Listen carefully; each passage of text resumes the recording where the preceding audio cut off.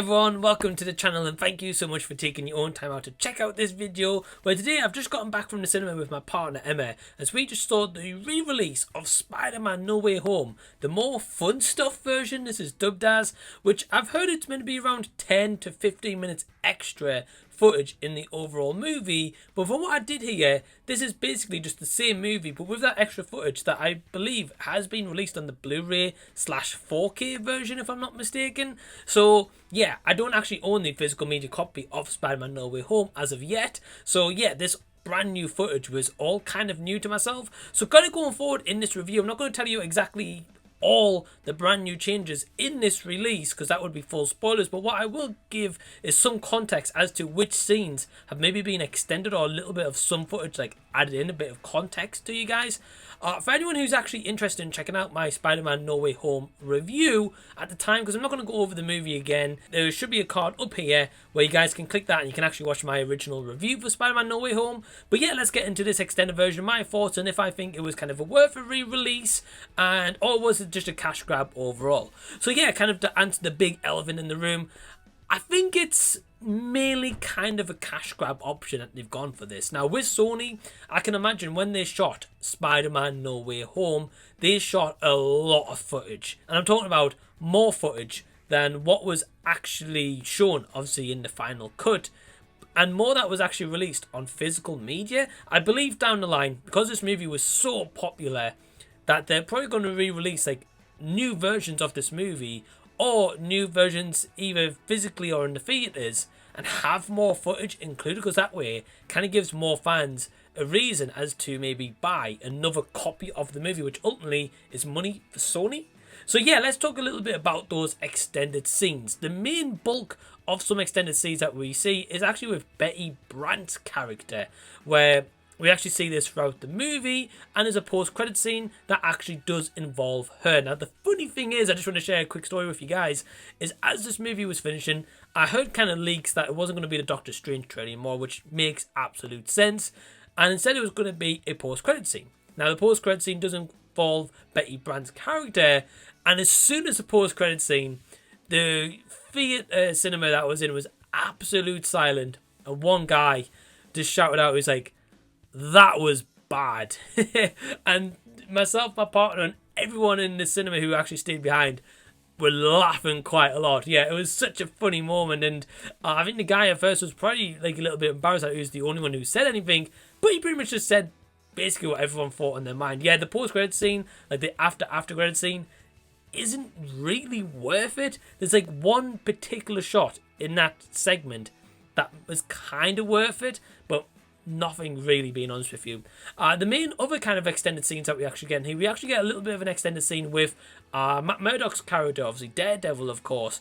So we actually get a little bit of an extended scene with him, but it's maybe like 15 seconds. You see him as a little bit extra, so it's not really worth it, but there's definitely more to the extra scene that he's in. So again, I feel like it's one of those where that extra scene that he's in probably does play out into like a 5-minute or so scene, because it obviously explains a little bit about him and Happy Hogan. So that's all I'm going to say.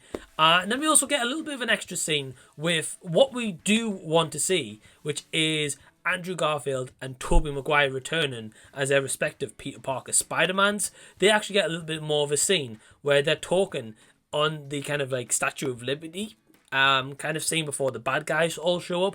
We get actually a little bit more conversation with them, which is awesome. It's definitely worth it. That's definitely the biggest highlight in this more fun stuff version that they've released, that I can honestly say that that part was worth it alone. There's definitely some big extras here missing, and I'm going to talk about a little bit of those now that isn't included in here, so it's not kind of spoilerish as such if you've already seen the movie, and I'm sure you probably wouldn't have clicked on this review if you haven't seen the movie at all by now and seen the thumbnail.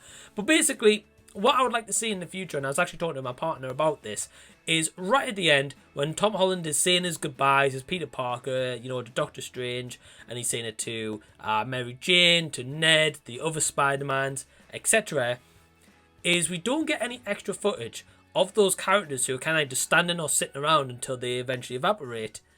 We don't get like any dialogue from them. Tobey Maguire's version of Peter Parker talking to Willem Dafoe's Norman Osborn. They knew each other from the first Spider-Man movie, and of course, Willem Dafoe died in that original first Spider-Man movie. So at some point, they've got to have had some kind of dialogue between them.